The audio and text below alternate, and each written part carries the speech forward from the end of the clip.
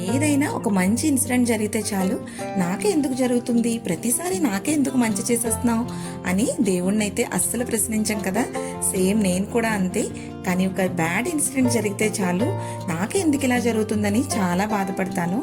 ఒక్కొక్కసారి అనిపిస్తూ ఉంటుంది, దేవుడు మనకి ఏదైనా వాల్యుబుల్ ఇచ్చేటప్పుడు మనల్ని చాలా కష్టపెట్టి పరీక్ష పెట్టి ఇస్తాడని.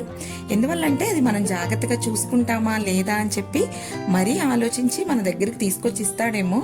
అందువల్లే అనుకుంటా మనకి కష్టాలు అనేవి వస్తాయి. అయినా ఏ మాటకు ఆ మాటే చెప్పాలండి, కష్టం తర్వాత వచ్చే సుఖం వాల్యూ చాలా బాగుంటుంది కదా. కష్టపడిన కష్టం అంతా కూడా మర్చిపోతాము. ఓన్లీ మన లైఫ్లో హ్యాపీనెస్ మాత్రమే ఉన్నా సరే ఆ హ్యాపీనెస్కి పెద్దగా వాల్యూ అయితే ఉండదు. ఎప్పుడూ ఎంజాయ్ చేసే మూమెంటే కదా అని అనిపిస్తుంది.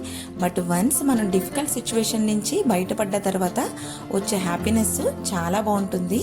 ఇదైతే నా ఫీలింగ్ మాత్రమే. ఇందుకే మీరైతే ఏమంటారు? వీడియో నచ్చితే మాత్రం లైక్ చేయండి. Do follow for more update.